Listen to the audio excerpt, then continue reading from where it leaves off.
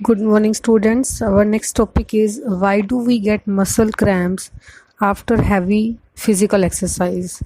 Exercise करने के बाद कई बार हमारे मसल्स में क्रैम्प्स आ जाते हैं. किस वजह से आते हैं ये? Human muscles can respire anaerobically. Muscles हमारे कैसे सांस लेते हैं? अनएरोबिक प्रोसेस से. Anaerobic means in the absence of air. However lactic acid is produced during this process. कल आपने जो टेबल की थी उसमें बताया था ना, in the absence of oxygen क्या प्रोड्यूस्ड होगा? Lactic acid plus energy. तो मसल में क्या होगा? अनएरोबिक प्रोसेस होता है जिसकी वजह से लैक्टिक एसिड प्रोड्यूस्ड होगा and accumulates in the muscles. और लैक्टिक एसिड कहाँ इकट्ठा हो जाता है? मसल्स में. Because of this the muscles can not continue working for long, जिसकी वजह से मसल्स जो हैं वो लंबे टाइम तक काम नहीं कर सकती. They get fatigued after some time causing muscles cramps. और कुछ देर के बाद जो मसल्स है वो फैटिग मीन्स थक जाती हैं, मसल में क्रैम्प्स आ जाते हैं. Anaerobic respiration in humans is less efficient then aerobic respiration for releasing energy. Anaerobic process में क्या होता है? एफिशिएंट कम होंगे, मतलब कम काम कर पाते हैं, एनर्जी कम रिलीज होगी. किसकी बजाय? एरोबिक रेस्पिरेशन की बजाय. This explains why humans can run faster in a short distance race than over long distance. इसी वजह से शॉर्ट डिस्टेंस तो हम इजीली ट्रैवल कर लेते हैं, बट लॉन्ग डिस्टेंस अगर कवर करनी पड़ जाए तो अनएरोबिक प्रोसेस में इतनी ज़्यादा एनर्जी नहीं होने की वजह से हम लॉन्ग डिस्टेंस को कवर नहीं कर पाते. When athlete stop after a sprint he she has to breathe faster and deeper for some time to feel normal once again. तो आपने देखा होगा एथलीट जब भागता है तो उसके बाद स्टॉप करता है, रुकता है, तो उसको लंबी लंबी सांस लेनी पड़ती है नॉर्मल फील करने के लिए. This is to take in extra oxygen. क्यों लेता है लंबी सांस? वो ऑक्सीजन लेने के लिए. In order to break down the accumulate lactic acid and on the top of normal breakdown of sugar that is part of aerobic respiration, the body thus pays back the oxygen debt built up during the sprint. लंबी लंबी सांस क्यों लेता है वो? ताकि lactic acid ना accumulate हो, इकट्ठा ना हो. लंबी सांस लेगा तो ऑक्सीजन की सप्लाई होगी जिससे प्रोसेस एरोबिक हो जाएगा और उसकी जो पैर में जो सूजन हो रही थी वो नहीं होगी. अब एक्टिविटी दे रखी है to show that respiration produce heat energy. अब आपको इस एक्टिविटी के थ्रू बताना है कि जब आप रेस्पिरेशन प्रोसेस करते हो तो इसमें एनर्जी प्रोड्यूस्ड होती है. कौन सी? Heat energy. हीट मीन्स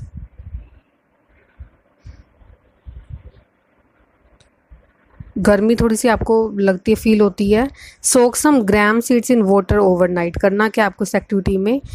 चने के आपने सीड्स लिए, पूरी रात उसको भिगो के रखा. Allow them to germinate on moist cotton for 3-4 days. अब क्या करोगे? इसको जर्मिनेट होने के लिए रख दो 3-4 डेज के लिए गीली कॉटन के ऊपर. Deactivate half of the seeds by placing them in boiling water for 2 to 3 minutes. अब क्या करो? इसमें से आधे सीड्स जो हैं उनको गर्म पानी के अंदर वाटर को बॉईल करके 2-3 मिनट्स के लिए रखो वहाँ पर. Place the live germinating seeds in one flask and the dead seeds in another flask. अब इनमें दो हो गए, लाइव हो गए, दूसरे डेड हो गए. जिनको हमने पानी में भिगो के रखा था उनको एक फ्लास्क में कर लेंगे और जिनको बॉईल करा हमने उन सीड्स को एक अलग फ्लास्क में इकट्ठा कर लेंगे. Insert a thermometer into each flask.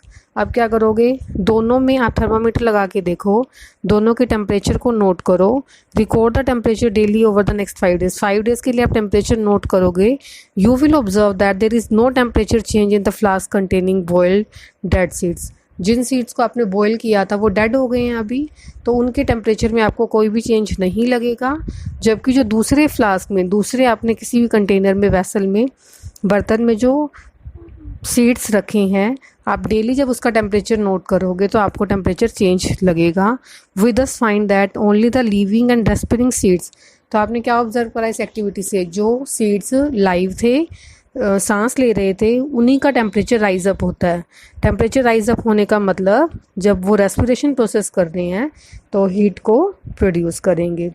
तो इस एक्टिविटी से क्लियर हो गया आपको, रेस्पिरेशन प्रोड्यूस्ड हीट एनर्जी. आपने करा क्या? 2 तरह के आपने सीड्स लिए, एक को बॉईल कर दिया, वो डेड हो जाएंगे, दूसरे लाइव सीड्स हैं। दोनों का टेम्परेचर नोट करोगे तो आपने क्या ऑब्जर्व किया, जिनको बॉयल किया था उनके टेम्परेचर में कोई भी चेंज नहीं आया और जो दूसरे सीड्स थे उनका टेम्परेचर चेंज होता है। तो इसका मतलब जो रेस्पिरेशन प्रोसेस को कर रहे हैं वो कौन सी एनर्जी प्रोड्यूस करेंगे, हीट एनर्जी। नेक्स्ट आता है रेस्पिरेशन इन प्लांट्स। प्लांट्स किस तरह से रेस्पिरेशन प्रोसेस को करते हैं। Plants as we know are made up of cells. Plants भी किसके बने हुए हैं, सेल्स के। Like animals they respires in order to release energy. ये भी क्या करते हैं, एनर्जी को रिलीज करते हैं। They also have cellular respiration. Cellular means cell से जो रेस्पिरेशन प्रोसेस होता है उसको क्या बोलते हैं, cellular respiration. Plant synthesise sugar which is use during respiration to produce energy. Plant भी क्या प्रोड्यूस करते हैं, शुगर, और इसका यूज़ कहाँ किया जाता है, रेस्पिरेशन के टाइम पे एनर्जी को प्रोड्यूस करने के लिए। Glucose molecule break down in the presence of oxygen to release energy through a step wise reaction. Glucose molecule जो हैं वो ब्रेक डाउन हो जाएंगे किसकी प्रेजेंस में, ऑक्सीजन की प्रेजेंस में। आपको नीचे ये रिएक्शन भी दिखा रखी है, ग्लूकोज प्लस ऑक्सीजन जो हैं वो किस में कन्वर्ट हो रहे हैं, carbon dioxide plus water plus energy release हुई। The net result of cellular respiration is that carbon dioxide and water are formed accompanied by the release of energy. ये आपको प्रोसेस नीचे दिखाई भी दे रहा है जो आपने ऊपर बताया प्लांट्स के लिए। प्लांट्स में क्या बता रहे हैं, ग्लूकोज और ऑक्सीजन मिल करके क्या रिलीज करेंगे, कार्बन डाइऑक्साइड प्लस वाटर, और उसके साथ में एनर्जी रिलीज होगी। ये रिएक्शन याद रख लेना। It is interesting to note that equation for respiration is the reverse of the equation for photosynthesis। जो आपने इक्वेशन की है फोटोसिंथेसिस, आपने फर्स्ट चैप्टर में जो इक्वेशन की थी उसकी जस्ट रिवर्स है, उसके अपोजिट है। We know that plants do not have any specific organs for breathing. जिस तरह से हम नोज से ब्रीथिंग करते हैं, बट प्लांट्स के पास कोई भी ऐसा स्पेशल ऑर्गन नहीं है। They utilize a simple process of diffusion for exchanging the gases oxygen and carbon dioxide. Diffuse का मतलब क्या होता है, diffusion means exchange of gases. तो जो प्लांट्स ब्रीथिंग प्रोसेस करते हैं वो किसकी हेल्प से कर रहा है, डिफ्यूज़न प्रोसेस की वजह से। डिफ्यूज़न में होता क्या है, गैसेस का एक्सचेंज। कौन कौन सी गैसेस का, ऑक्सीजन एंड कार्बन डाइऑक्साइड का। They do so with the help of small opening on the surface of their leaves. आप कभी ध्यान से देखना, लीफ के सरफेस पे क्या होता है, एक छोटा सा होल आपको दिखाई देगा, ओपन होता है, वो पार्ट ओपन और क्लोज दोनों हो जाते हैं।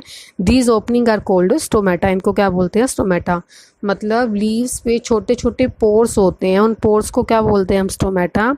स्टोमेटा जो है वो दिन के टाइम पे ओपन होता है और रात के टाइम पे क्लोज रहता है, और स्टोमेटा की हेल्प से ये गैसेस को एक्सचेंज करते हैं, कार्बन डाइऑक्साइड एंड ऑक्सीजन।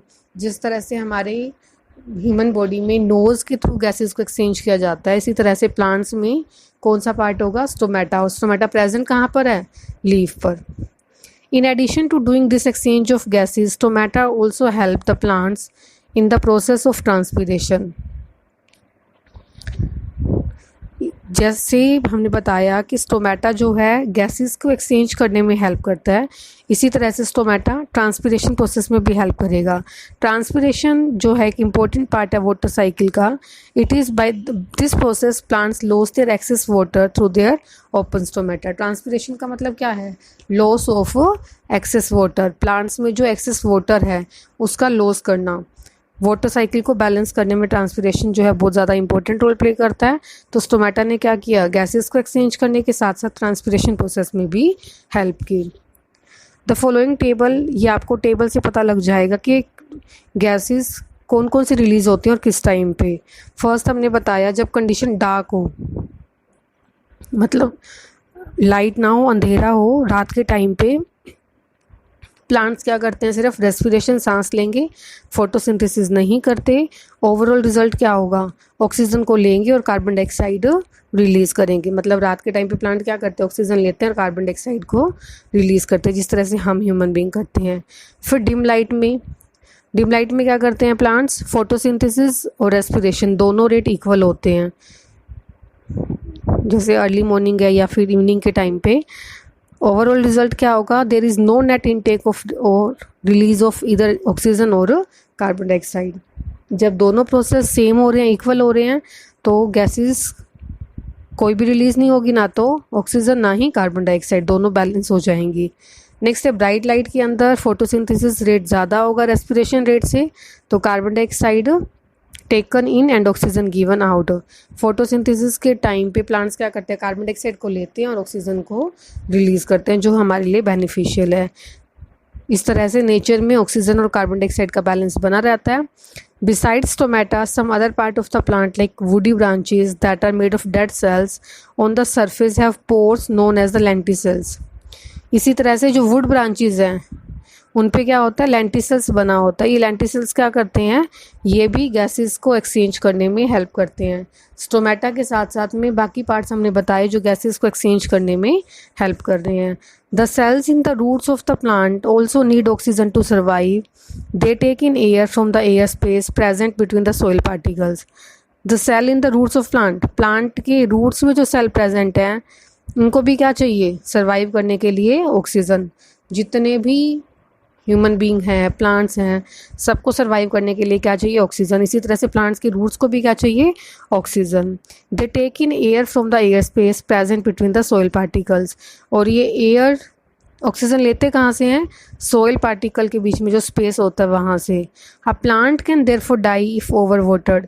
इसीलिए कहा जाता है कि प्लांट को अगर हम ज़्यादा पानी दे देंगे तो रूट्स ख़त्म हो जाती हैं, डेड हो जाती हैं, प्लांट्स भी डेड हो जाता है। रीज़न, क्योंकि इनके बीच में स्पेस नहीं रहेगा। अगर हम ओवर वाटर ज़्यादा पानी दे देंगे तो स्पेस नहीं होगा, तो वो सांस नहीं ले पाएंगी। This happen because air space in the soil get occupied by water and this prevent plant root for taking in air that they need. अगर ज़्यादा पानी देंगे तो सोइल पार्टिकल्स में जो स्पेस होता है वो स्पेस बंद हो जाएगा। स्पेस नहीं रहेगा तो प्लांट को एयर नहीं मिल पाएगी, जिससे प्लांट डाई हो जाएगा। यहाँ तक क्लियर हुआ आपको? ये हमने क्या बताया, रेस्पिरेशन इन प्लांट्स में किस तरह से रेस्पिरेशन प्रोसेस होता है। उसके बाद आपको नेक्स्ट टॉपिक दे रखा है रेस्पिरेशन इन एनिमल्स में किस तरह से रेस्पिरेशन होगा। In small animals exchange of gases takes place by diffusion through their overall body surface. Animals में क्या होता है, गैसेस का एक्सचेंज होगा डिफ्यूजन से, जैसे हमने प्लांट्स में बताया। In large animals there are organs, छोटे छोटे एनिमल्स में तो डिफ्यूजन प्रोसेस से होता है, बट जो बड़े एनिमल्स हैं उनके अंदर ऑर्गन्स प्रेजेंट होते हैं। जैसे हमारी ह्यूमन बीइंग में ऑर्गन कौन सा है, नोज, जिसके थ्रू हम ब्रीथिंग प्रोसेस को कर पाते हैं। और बड़े इसी तरह से एनिमल्स जो हैं उनके अंदर भी ऑर्गन्स होते हैं, जिसकी वजह से वो एयर को ले सकते हैं। सेलुलर रेस्पिरेशन भी होगी उनकी बॉडी के अंदर। इन स्मॉल ऑर्गेनिजम्स, ये जो आपको 5 पॉइंट्स से रखे हैं ये अच्छे से कर लेना।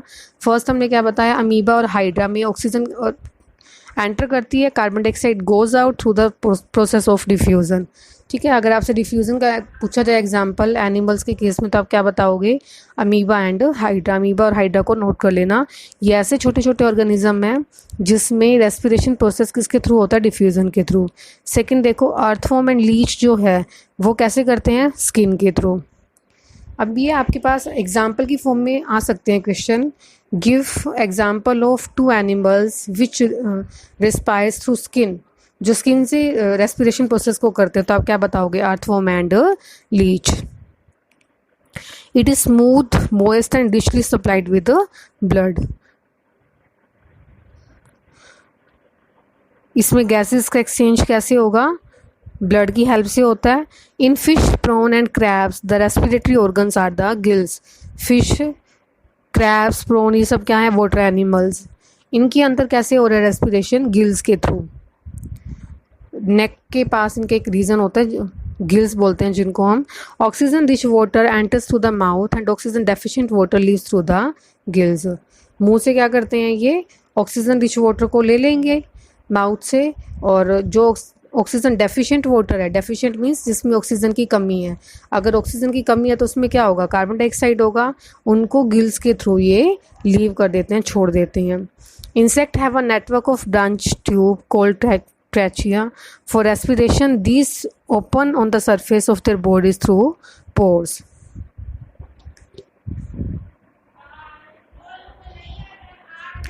इंसेक्ट, कुछ इंसेक्ट क्या करते हैं, वो रेस्पिरेशन करते हैं जिसको क्या बोलते हैं हम, trachea. These open on the surface of their bodies through pores, ये कहाँ पे ओपन होते हैं? इनकी बॉडी के अंदर छोटे छोटे पोर्स होते हैं। पूरी बॉडी के अंदर पोर्स का मतलब होल होंगे जहाँ से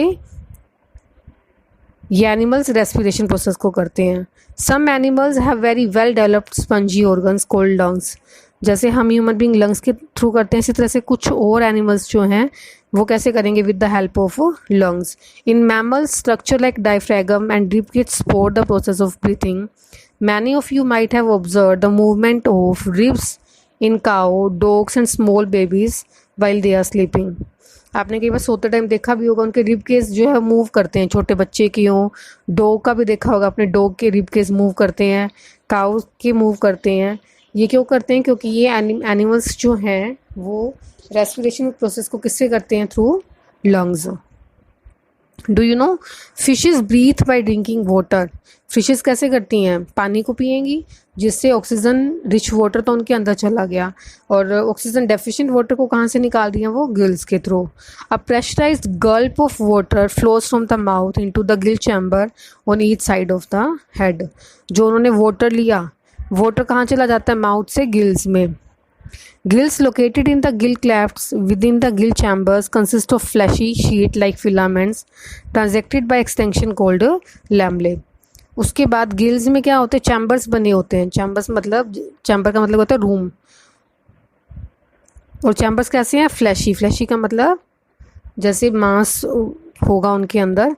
as water flows across the gills oxygen contained in it.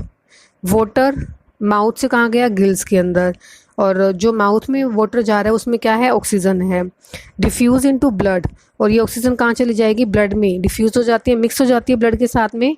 That is circulating through vessels in the filament and the लैम्बले।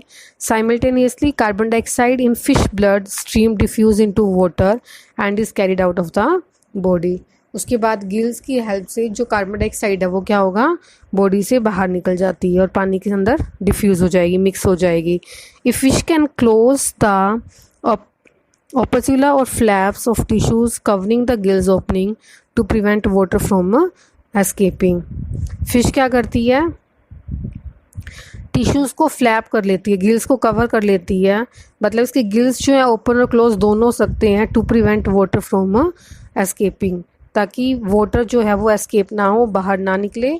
इसीलिए इनके अंदर क्या बने होते हैं? फ्लैप्स। फ्लैप्स का मतलब क्या? एक तरह का कवर है, ढक्कन है, जो वाटर को एस्केप होने से बचाता है।